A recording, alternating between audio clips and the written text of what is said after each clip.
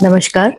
Today it's my honor that I'm sitting with Guruji Padmashri Dr. H.R. Nagendra, founder and president of S-VYASA University, Bengaluru. Guruji, I would like to know from your perspective and experience, how does the mind-body connection fostered through yoga impact emotional resilience and overall mental well-being? You know that today the mental challenges have become so rampant on all fronts going on. And what is the reason? Why it has become like that is a question that we have to ask. According to yoga, the definition of yoga is to gain mastery over the mind. Patanjali gave in the sutra, yoga chitta vritti nirodha. And this has two components. One is to make our mind very sharp. Faster mind, quicker mind, brilliant mind, intelligent mind, creative mind, faster. 100 thoughts per minute, 500 thoughts per minute, 1000 thoughts per minute, go on increasing. This is the process of growth, which we all have developed in our education system. But Patanjali identified the second dimension of mastery, opposite of that. Calming down the mind, silencing the mind, tranquilizing the mind, go to deeper and deeper levels of silence, go to what is called as a super consciousness and samadhi, and other dimensions.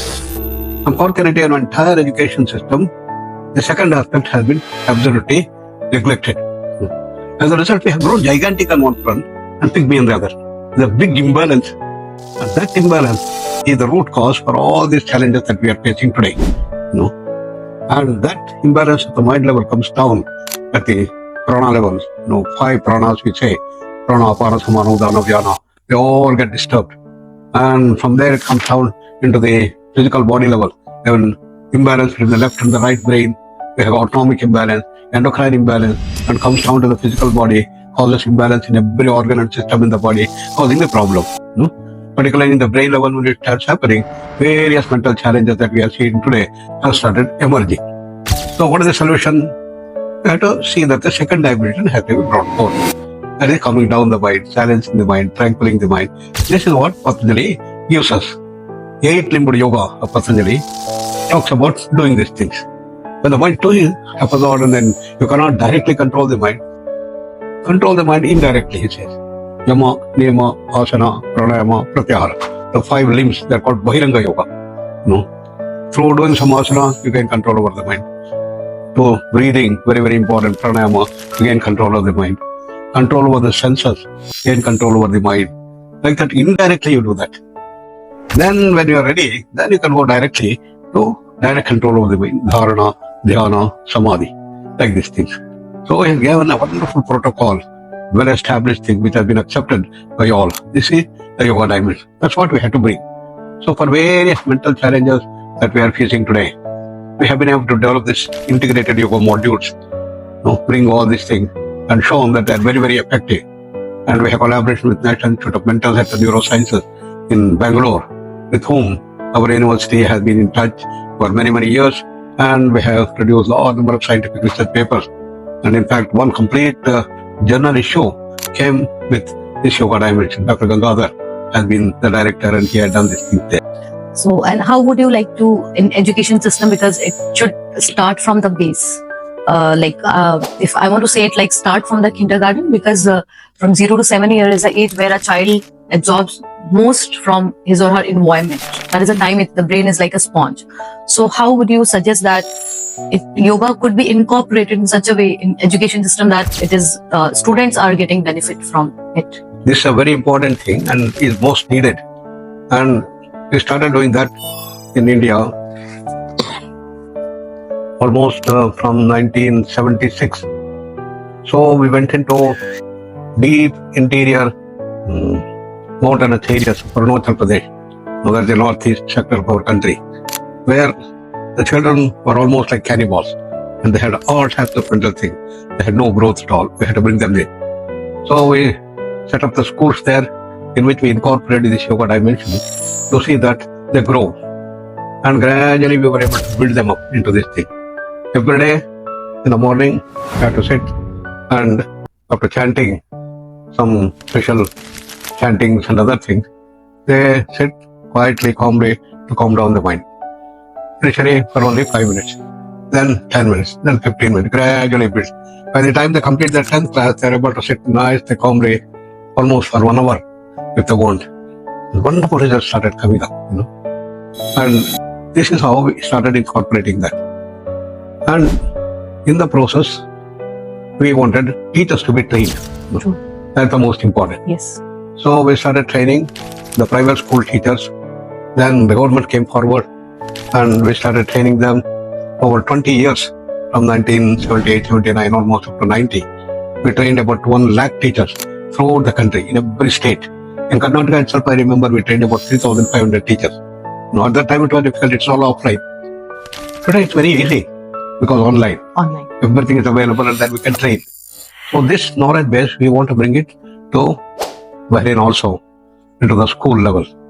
So that will help children to come up with wonderful growth in the whole process. So we train the teachers will incorporate. To make it very practical, what we have done is, normally in India, they have got 5 to 6 classes, periods in the evening for sports.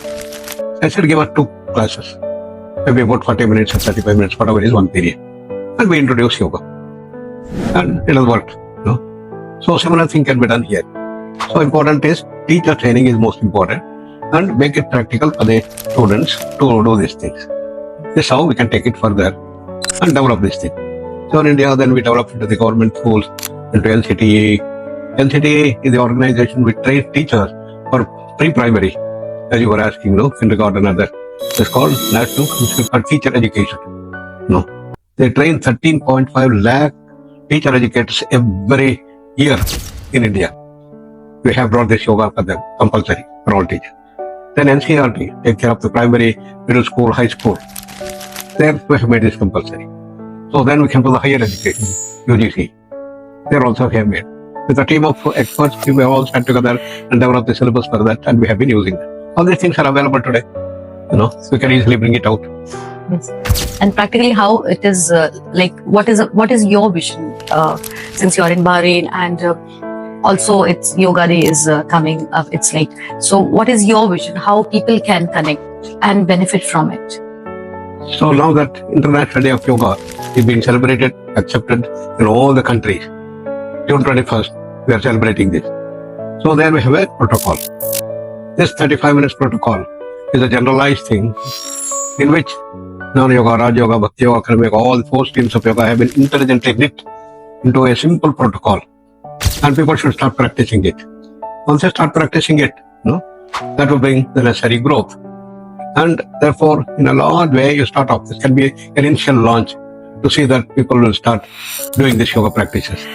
But then, if the midship education here could help, then we can start doing that in the government level. But many private schools are here in this thing. We can contact concerned persons and then we can do that. Maybe through Bharat, then many other organizations here, they can all come forward to train the teachers. And we are ready for doing this thing. From S-VYASA, we can train the teachers. Online, we can do these things. Sessions, we can conduct. Yes.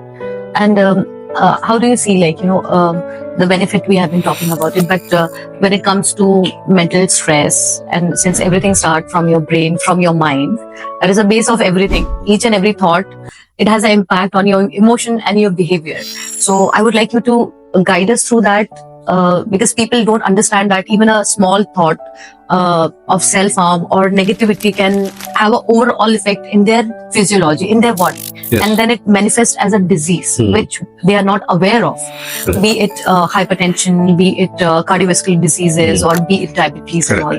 So I would like you to throw a light on it, how even a small thought, what you have, a negative one or a destructive one, how it impacts overall health. Actually, yoga talks of 2 main dimensions of thoughts. One is the negative, another is the positive. We call it Asuri Sampat and Daivi Sampat, virtues and vices, And how do they define what is good and what is bad? Daivi Sampat Vimokshaya, Vibandhaya Asuri Mata, it said. All those thoughts which help you to rise to more normal levels, to become healthy people, great human being, superhuman being, divine human being, and reach the state of perfection itself. they are called as the good thoughts. Then opposite of that, which makes you full of stress, negative emotions, and suffer, and anxiety, and all other things make you go down the drain, become slaves to these things. They are called as the negative thoughts. Nibandhaya asuri mata, as it is said. So now, having said that, we'll tell all of our students, whatever you want, you do this thing. Whether you want to go this way or you want to go this way, you have the freedom. Which So path once would we do this, once we give this knowledge base, children will start taking this right direction. So then we can make the measurement. In our university and also in schools, what we do is we got a simple health questionnaire. That is one we can administer. And then we got a special this thing to measure the personality trait, Yes, Tamas, Rajas, and Sattva. It takes only about 10 to 15 minutes. You fill it up and you know how much of Tamas you have, how much of Rajas, how much Sattva you have. Tamas and Sattva are the ones that drive into the negative thing. What are the good things like this? So we say, now you reduce the Tamas, you reduce the Rajas, and develop the Sattva. So we give it. So after administering these things, the yoga practitioners find out what has happened to them. You take beforehand, okay, I have got 30% Tamas, 30% Rajas, remaining 40% is Sattva. At the end of this program, maybe after one semester or 1 year, again you measure. And what has happened to that? Whether Tamas has reduced from 30 to 20 or 15, Rajas has reduced from 30 to 20, this thing, whether Sattva has increased. So this is a concrete way as to how we can show the development of the children. Along with that, their behavior and all these things will also start coming up wonderfully. They start working for the country, working for the good of society, bringing peace, everything will start happening. Their behavioral transformation are going to take place. And many other psychological questions which are there in plenty today, Yes. they all can be administered depending on the particular thing that you want. But this is a generalized thing that we do. Yes. So it's nice interacting with you, and I would like to thank you for the precious time you have given to us. And just a takeaway message from your side, since you're in Bahrain now, to all of us. We want that more and more people should now participate in the International Day of Yoga, June 21st, and make this as their daily routine in this thing to prevent disease, promote positive health, and see that they grow in the encounter. With particular emphasis for the children and dealing with the mental challenges, you have number of well-trained, well-developed yoga modules which can be used, which can be adopted to deal with these things. So this should be brought into the health system to prevent disease or promote positive health into our hospital. We should know that, and in the education system, bring these things for their growth. Thank you. Thank you so much, and wonderful meeting you. Thank you. Thank you.